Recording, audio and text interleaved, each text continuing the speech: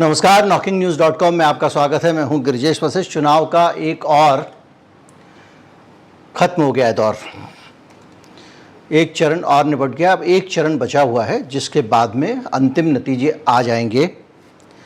तो आज के चरण में क्या सीन रहा, इसको कई तरीके से पता किया जा रहा है। लोग अपने अपने तरीके से एनालिसिस लेके आ रहे हैं। लोग पता लगा रहे हैं कि बिहार में क्या होने वाला है, बंगाल में क्या होने वाला है, दिल्ली में क्या होने वाला है।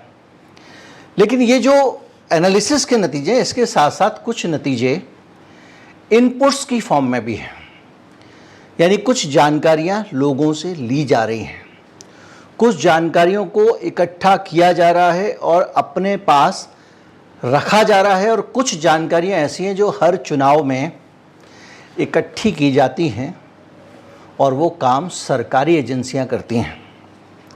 और सरकारी एजेंसियां जब इनपुट्स इकट्ठे करती हैं, कौन जीत रहा है, कौन हार रहा है, कौन आगे पीछे है, तो वो अपना डेटा किसी से साझा नहीं करती हैं। लेकिन जो बड़े अधिकारी होते हैं वो अपने संबंध सही करने के लिए, रखने के लिए कुछ राजनीतिक लोगों से संबंधों को बनाए रखने के लिए उस जानकारी को लीक कर देते हैं। और भारतीय जनता पार्टी के पास ऐसी जानकारी है, जो इंटेलिजेंस रिपोर्ट्स हैं, जिससे उसको पता चल चुका है कि इस चुनाव में क्या होने जा रहा है। भारतीय जनता पार्टी के पास क्या इनपुट हैं, किस तरह के इनपुट हैं, और आईबी की वो रिपोर्ट्स पार्टी को क्या जानकारियां दे रही हैं, इसको लेकर कुछ चीज़ें बाहर आई हैं, कुछ भनक लोगों को लगी है। बिहार में मनोज झा ने एक प्रेस कॉन्फ्रेंस करके इसका खुलासा भी किया और बाकी लोगों तक पता चल रहा है। आज हम डिस्कस करेंगे कि कौन से इनपुट्स जो है वो आईबी के पास में थे और जो मोदी जी के पास उपलब्ध हैं। इस तरह से उनके पास और भी इनपुट्स हैं, तो उन इनपुट्स के मतलब क्या है और आज के चरण का एनालिसिस क्या है। कहीं मत जाइए, चैनल को सब्सक्राइब कर लीजिए। हम अभी शुरू करते हैं।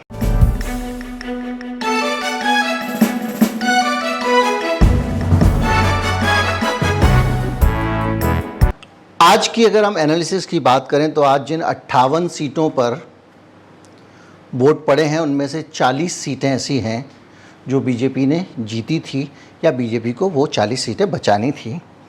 जो ट्रेंड आ रहे हैं हरियाणा में 10 सीटें हैं और एक भी सीट ऐसी नहीं है, एक भी, जिस पे बीजेपी कह सके कि वो क्लियर कट जीत जाएगी। हरियाणा के जो नतीजे हैं वो चौंकाने वाले होते हैं। और हरियाणा की सबसे बड़ी बात यह है कि उसके आगे किसी की अकड़ टिकती नहीं है। खट्टर साहब को मोदी जी ने हटाया, खट्टर साहब को बुरा नहीं लगा, उनके समर्थकों को बुरा नहीं लगा, लेकिन जो हरियाणा का एक एटीट्यूड है उसको ये पसंद नहीं आया कि इस तरह से खट्टर को हटा दिया गया। इसके अलावा भी बहुत सारी नीतियां लगातार जो खट्टर सरकार की चली आ रही थी और मोदी जी का जो अंदाज है, उसके कारण हरियाणा में इस बार बीजेपी को उखाड़ फेंकने की इच्छा लोगों ने जताई है। और ये जो इच्छा है, ये इच्छा हरियाणा के टेम्परामेंट में, हरियाणा का वोट किसी की जीत के लिए नहीं पड़ता है, हरियाणा का वोट किसी को सबक सिखाने के लिए पड़ता है। और आमतौर पे सत्ताधारी पार्टियों को ही हरियाणा सबक सिखाता आया है। कुछ विश्लेषणों का यहाँ तक मानना है, कुछ विश्लेषणों में ये कहा गया है कि हो सकता है हरियाणा की 10 सीटें अगर ठीक ठाक हवा चल गई तो 10 की 10 सीटें बीजेपी के हाथ से निकल जाएं। ये अपने आप में बड़ा आंकड़ा है। दिल्ली में मनोज तिवारी की सीट बीजेपी खो रही है, कन्हैया कुमार जीतने वाला है, ये ज़्यादातर लोगों का एनालिसिस है। इसके अलावा महाबल मिश्रा, एक तो खिलाड़ी हैं उस इलाके के, वो कांग्रेस पार्टी में भी रहे हैं और एक बेहतरीन पॉलिटिशियन है, आम आदमी पार्टी के टिकट पर चुनाव लड़ रहे हैं और माना यह जा रहा है कि वो, और उनके मुकाबले इस बार जो परवेश वर्मा, साहिब सिंह वर्मा के बेटे, उनका टिकट काट दिया है। तो वहाँ उस आउटर दिल्ली के जो बहुत सारे जाट हैं वो इस बात से नाराज़ हैं और परवेज़ ने भी इस चुनाव में करीब करीब हड़ताल पे रहे, वो कोई काम नहीं किया।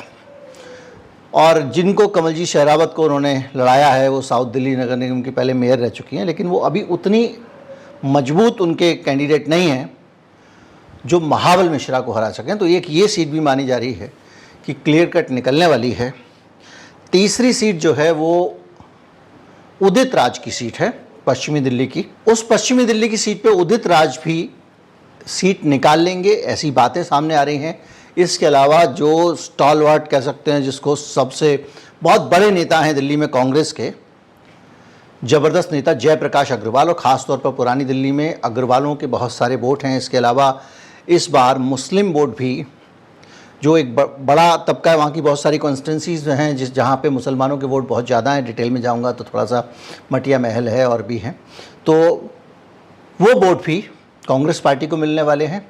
बनियों के अंदर भी वोटों को लेकर एक बड़ा तबका जेपी अग्रवाल को पसंद करता है, क्योंकि जेपी अग्रवाल वहाँ पर आजकल से नहीं है, बहुत पुराने पॉलिटिशियन हैं, कई बार चुनाव जीत चुके हैं। तो चांदनी चौक सीट के बारे में माना जा रहा है कि आराम से कांग्रेस पार्टी निकाल लेगी। तो ये जो 4 सीटें हैं, इन 4 सीटों का गणित एकदम साफ दिखाई दे रहा है। अब इसमें कुछ लोगों का कहना ये है कि साहब दिल्ली जब पलटती है तो पूरा पलट देती है, 7 सीट हटा देगी, लेकिन मैं अभी अपने एनालिसिस में उसको लेके नहीं चल रहा हूँ।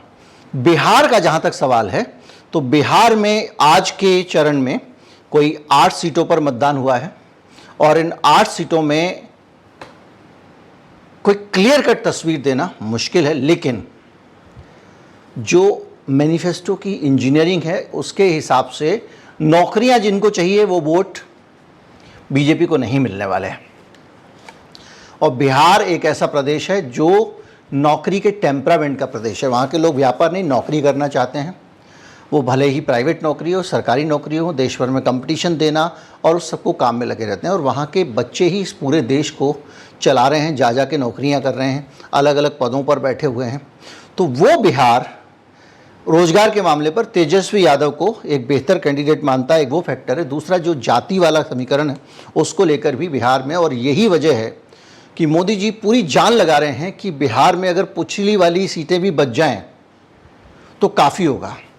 उन्होंने मैराथन बैठकें वहाँ पर मीटिंग की हैं, रोज़ सुबह उठ के हवाई जहाज में बैठ के निकल जाते हैं, और उन्होंने बहुत सारी सभाएं बिहार में की, बहुत ताकत लगाई है। हरियाणा में मोदी जी ने कोई ताकत नहीं लगाई है, क्योंकि ये माना जा रहा है कि हरियाणा में आम आदमी पार्टी का भी थोड़ा इन्फ्लुएंस है। तो सारी चीज़ें मिला के थोड़ा सा तो ये एक बनता है।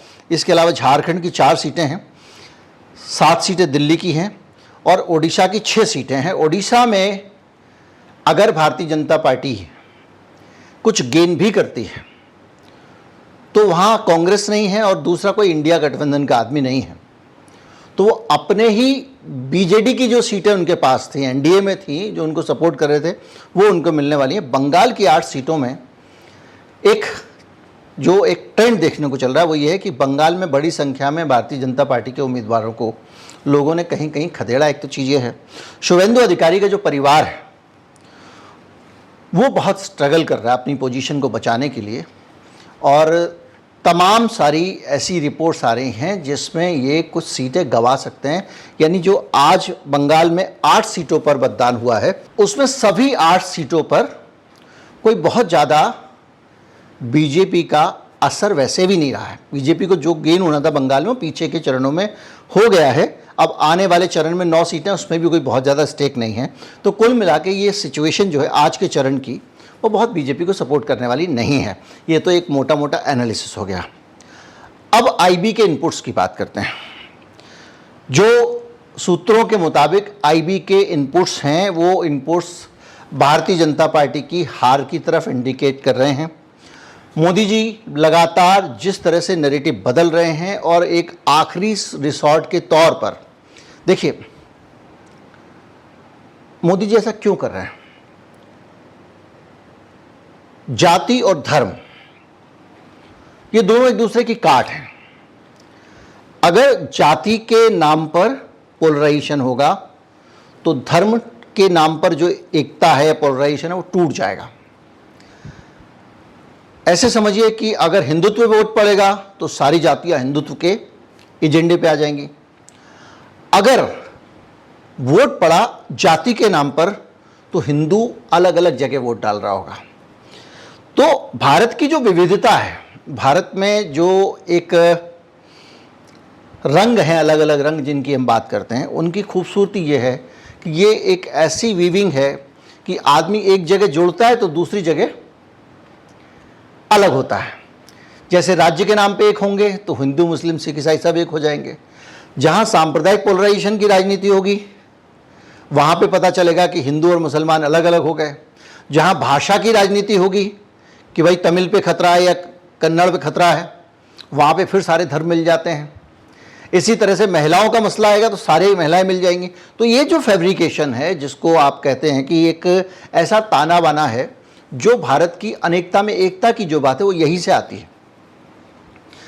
इस बार क्या हुआ है, इंडिया गठबंधन का जो मैनिफेस्टो है ना, उसकी काट बीजेपी निकाल नहीं पा रही है, क्योंकि एक तो संविधान वाला मसला बहुत बड़ा बन गया, क्योंकि ये लगातार संविधान बदलने की बात कर रहे थे। भारतीय जनता पार्टी वो पार्टी है जिसके ट्रोल्स ने नोट से गांधी जी की फ़ोटो हटाई जाए, क्या क्या। आप अगर पिछले 10 सालों में देखा जाए तो उन्होंने इस देश का एक भी प्रतीक स्वीकार नहीं किया है।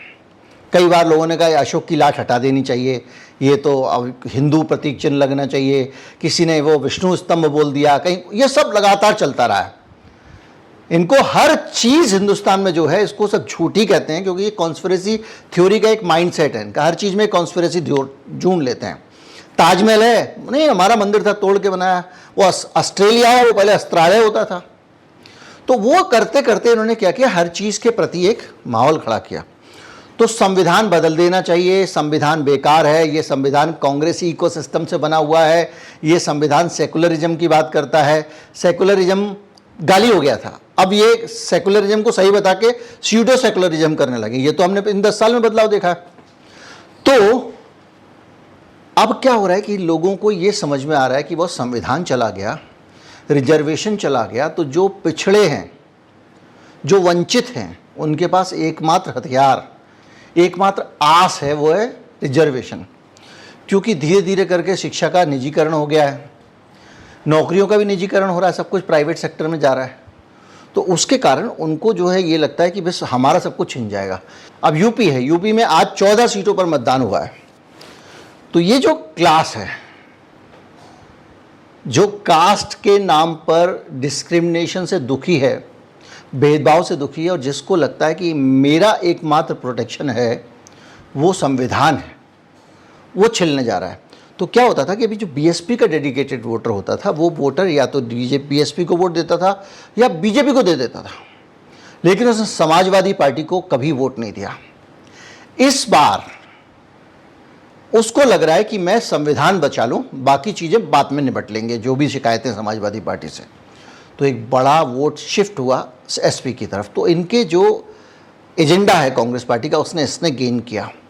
तो जो फैक्टर आईबी ने अपनी रिपोर्ट में गिनाए हैं, उनमें से एक फैक्टर ये भी है कि जो समाज है उसमें इस बार इस बात को लेकर एकजुटता है कि संविधान से छेड़छाड़ नहीं होनी चाहिए। दूसरा, जो लोक कल्याण की स्कीम्स हैं, जिसको कांग्रेस पार्टी ने बहुत खूबसूरती से सामने रखा, वो राहुल गांधी कहते हैं ना, खटाखट खटाखट खटाखट। तो साल में 1 लाख रुपए वो गरीब लोगों के अकाउंट में डालेंगे, गरीब परिवार की सबसे सीनियर मोस्ट महिला होगी उसके अकाउंट में डालेंगे। इसका मतलब ये होता है कि 8,000 रुपये एक बार उनको मिल जाएगा। तो वो लोग उत्साहित हैं कि भाई ये मिलने वाला है, सिलेंडर का दाम भी आधा हो जाएगा, ये भी अपने आप में बड़ा है। इस तरह के बहुत सारे वादे हैं, नौकरियों के वादे हैं कि सरकारी नौकरियां जितनी हैं, अभी उसमें वो राहुल कंवल इंटरव्यू में कह रहे थे कि साहब सरकारी नौकरियां इतनी दे देंगे तो सरकार का पैसे कहाँ से लाएगी वेतन देने को। तो उनको कहा गया, तेजस्वी यादव ने कहा कि श्रीमान जी, हम नई नौकरियों की बात ही नहीं कर रहे हैं, हम तो कह रहे हैं जो 30 लाख नौकरियां भर्ती नहीं कर रहे हैं मोदी जी, उनको हम पूरा करेंगे। तो जो सरकारी नौकरियां हैं वो भी एक मसला है। तो ये जो चीज़ें हैं, एक ये उनको ऐड कर रही हैं। तीसरी ये जानकारी दी गई है कि वोट जो पड़ रहा है वो पड़ रहा है एक तो जाति के नाम पे, और दूसरा मैंने आपको बताया कि ये लाभार्थी योजना के नाम पे। मोदी जी के इलेक्शन की स्ट्रेटजी में आपने ये बदलाव देखा होगा। एक तो वो ज़्यादा से ज़्यादा धर्म को आगे ला रहे हैं, और उनकी पूरी कोशिश ये रही है कि एक बार धर्म अगर चल जाएगा तो मैं जाति को काट दूं। अगर धर्म मजबूत हो गया तो जाति कमज़ोर हो जाएगी, जाति मजबूत हो गई तो ये धर्म की राजनीति कमज़ोर हो जाएगी। तो मोदी जी का जो आपने देखा होगा पूरी जो उनकी स्ट्रेटजी है, वो पूरी की पूरी इस बात को इंगित करते हुए है कि वो इसको हिंदू मुसलमान करेंगे, और लगातार वो इसको लेकर लड़ रहे हैं। क्योंकि हिंदू मुसलमान होने का मतलब ये है, बहुत सारी कोशिश हुई, कई जगह पे कुछ सेंसिटिव एटमॉस्फेयर भी बना। संदेश खाली का मसला आया, अब तो संदेश खाली में आपको पता चली गया कि स्टिंग ऑपरेशन भी आ गया, और जिस लेडी ने सबसे ज़्यादा आरोप लगाए थे आगे बढ़ बढ़ के, बीजेपी की नेता थी, उसने बीजेपी ही छोड़ दिए, और उसका कहना है कि झूठा था संदेश खाली का आरोप, और अब वो तृणमूल कांग्रेस में चली गई है। ये जानकारी हमको आप तक इसलिए नहीं पहुंची है क्योंकि सोशल IT सेल जो है ये इसको क्यों फैलाएगा। तो मोदी जी का पूरा जोर हिंदू मुसलमान करने पर रहा। दूसरा, उन्होंने जो वंशवाद का मसला है उसमें एक नॉर्मल टेंडेंसी है, नोटबंदी को भी बीजेपी ने इसी डिवाइड के तहत अपने पक्ष में किया, और वो ये था कि भैया देखा, मैंने जितने अमीर थे उनके छक्के छुड़ा दिए, जिनके पास मोटे मोटे नोट थे उनका बैंड बजा दिया, गरीब इससे दुख था, खुश था। उसका क्या गया, उसको लाइन में, उसके लिए ज़्यादा मायने रख, उसकी नौकरी भी चली गई, चलेगा, लेकिन सामने वाली कोठी से भाई साहब बक्से के बक्से निकले हैं, ये बहुत सही किया। एक हमारे सज्जन थे, एक न्यूज़ चैनल में एंकर थे, उनके भाई के जो है वो करीब 10-15 लाख रुपए नोटबंदी में फंस गए थे, और उनके भाई के साथ में उनकी थोड़ी चलती होगी, वो इस बात से ज़्यादा खुश थे कि उसकी छुट्टी हो गई, बहुत अमीर बनता था। इसी तरह से ये जो वंशवाद का नारा है, शहजादे वाला नारा है, इसमें भी एक वही एलिमेंट डालने की कोशिश की गई, लेकिन इसी एलिमेंट को, अमीर गरीब के एलिमेंट को, कांग्रेस पार्टी ने ज़्यादा तरीके से एड्रेस किया। कैसे गरीब को अमीर बनाएंगे, हम आपको 1 लाख रुपए देंगे। एक इकोनॉमिक एस्पेक्ट भी है इसके पीछे, आपने मेरे वीडियो सुने होंगे, मैं कई बार ये एस्पेक्ट आपके सामने रख चुका हूँ। इकोनॉमिक एस्पेक्ट होता ये है कि अगर पैसा गरीब को दोगे तो उससे अर्थव्यवस्था का विकास होता है, पैसा बाज़ार में जाता है, चीज़ें खरीदी जाती हैं, और इसका सबसे बड़ा फ़ायदा जो हिंदुस्तान में MSME या लघु उद्योग करीब करीब बंद हो गए हैं, जिनसे छोटी छोटी नौकरियां सबको मिला करती थी गांव के लोगों को, जो नोटबंदी GST का शिकार हुए हैं, वो फिर से खड़े हो जाएंगे। क्योंकि जिसको आप 8,000 रुपये महीना दे रहे हो, वो अम्मा जो है वो अपनी फैमिली के लोगों को वो पैसा देगी, सामान खरीदा जाएगा, कुछ खरीदा जाएगा, तो वो वहाँ पे ब्रांडेड सामान नहीं खरीदते हैं, उनको छोटी छोटी कंपनियों, छोटी छोटी फैक्ट्रियों में बना हुआ सामान चाहिए होता है, जो मुकाबले में सस्ता होता है। तो उन सामानों की डिमांड बढ़ने से नौकरियों की डिमांड भी बढ़ जाएगी, और अर्थव्यवस्था में, मार्केट में पैसा आएगा, और आखिर में वो कंपनियां भी रॉ मटेरियल, दूसरी चीज़ें पीछे से लाएंगी, तो ये पैसा जाएगा ऊपर तक, इंडस्ट्री ग्रो करेगी। लेकिन मार्केट में अभी क्या, ऊपर ही ऊपर पैसा घूम रहा है, लग्जरी ब्रांड्स की डिमांड बढ़ गई है, सब चीज़ लग्जरी बिक रही है, और आम लोगों की चीज़ें जो हैं वो उनकी बिक्री कम हो गई, क्योंकि आम लोगों के पास पैसे नहीं हैं। तो अब जब आम लोगों के पास पैसे आएंगे, इसकी डिमांड बढ़ेगी, तो इंडस्ट्री का भी ओरिएंटेशन जो होगा वो आम लोगों के प्रति होगा। तो ये उसका इकोनॉमिक एस्पेक्ट है। लेकिन इसका जो दूसरा एस्पेक्ट है कि सीधे पैसे मिलने वाले हैं, वो भी बढ़िया से चल रहा है। तो जब ये बात आ रही है कि पैसे गरीबों को दिए जाएंगे, तो मोदी जी कहते हैं कि ये माओवादी एजेंडा चला रहा है शहजादा, ये गरीबों के आपकी भैंस छीन लेगा, ये आपका मंगलसूत्र छीन लेगा, आपकी बिजली का कनेक्शन काट देगा जो हमने दिया है आपको पानी हमने दिया है, नल की टोटी निकाल। ये सब बात इसीलिए बोल रहे हैं क्योंकि उनको ही लग रहा है कि गरीब जो है ना, वो किसी तरह से इनसे दूर हो जाए। तो नैरेटिव चल रहा है, गरीब अमीर का चल रहा है, लेकिन मोदी जी गरीब को अमीर से डरा रहे हैं। दूसरी तरफ की पार्टी कह रही है कि ये मोदी जी जो है अमीरों का पेट भरते हैं और गरीबों से छीनते हैं, हम गरीब को देंगे। तो ये जो मोदी जी का ये डराने वाला नैरेटिव आया, ये भी इसके मुकाबले में आया। तो कुल मिला के जो मुद्दे चल रहे हैं वो कांग्रेस के मुद्दे हैं, ड्राइविंग फोर्स कांग्रेस है। कांग्रेस को पकड़ने के लिए पीछे से उसी के रास्ते पर भारतीय जनता पार्टी दौड़ रही है। दौड़ने की वजह क्या है? वो सारी की सारी रिपोर्ट, इंटेलिजेंस रिपोर्ट जो ये कह रही हैं कि कांग्रेस पार्टी के ये इशू लोगों के बीच में काम कर रहे हैं। और एक चीज़ और भी है, वो ये है कि इन रिपोर्ट्स के मुताबिक अब भारतीय जनता पार्टी की सरकार बनना बहुत मुश्किल हो गया है। 250 सीटों का प्रेडिक्शन मेरा सबसे पहले आया था, अब दुनिया वही बोल रही है 250 अधिकतम, नॉट 250, 200 भी हो सकती है, 225 भी हो सकती है। तो ये जो एनालिसिस है वो 250 का एनालिसिस है कि 250 सीटें अधिकतम जो है वो बीजेपी को मिल सकती हैं। और यही एनालिसिस जो बड़ी बड़ी एजेंसियां हैं उनके पास से मोदी जी तक पहुंचा है। एक और बुरी चीज़ हो रही है जिसके आरोप भी लगे हैं, और वो ये है कि मोदी जी अब अधिकारियों को सीधे फ़ोन करके बोल रहे हैं, यानी एक दबाव बनाया जा रहा है ब्यूरोक्रेसी के ऊपर। और बिहार में खासतौर पर इस तरह की शिकायतें बहुत आ रही हैं। कम से कम प्रधानमंत्री सीधे बात करें, ये आरोप बड़े गंभीर हैं। लेकिन जो भी है, ये पूरी एक जो पिक्चर बन रही है, ये पिक्चर ये बता रही है कि बड़ा डेस्परेशन है, बड़ी घबराहट है, बड़ी परेशानी है बीजेपी में, और वो इस चुनाव में बहुत ज़्यादा आशान्वित नहीं है, क्योंकि जो इनपुट्स आ रहे हैं, भले वो आरएसएस के इंटरनल सर्वे हों, भले ही वो आईबी की रिपोर्ट्स हों, भले ही वो अलग अलग तरह की चीज़ें हैं, कुल मिला के मैं एक ही वीडियो में सारी चीज़ें क्या बताऊं। उम्मीद करता हूं कि आप ये समझ गए होंगे कि आज के मतदान का आज का जो दौर था, इसमें बीजेपी के लिए बुरी ही बुरी खबरें हैं, और अब उनके पास केवल 10% सीटों पे मतदान देश भर में बचा है, जिसमें रिकवर करने के लिए बहुत ज़्यादा स्कोप है नहीं। और इसीलिए अब अलग अलग जगहों पे, मंत्रालयों में, कभी डिटेल में बताएंगे एक दो दिन में ही, अगर जैसे ही इन्फॉर्मेशन मिलती है, तैयारी शुरू हो गई है। और सबसे ख़राब प्लानिंग जो पार्ट रहा वो ये रहा कि मोदी जी ने प्लान भी तैयार नहीं किया।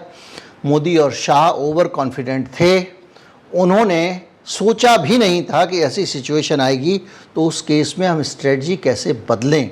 जो स्ट्रेटजी में बदलाव कर रहे हैं उसका नतीजा ये हो रहा है कि बगैर तैयारी के, बगैर रिसर्च के अजीबोगरीब बयान दे रहे हैं, जिससे मोदी जी की छवि भी बहुत ज़्यादा ख़राब हुई है।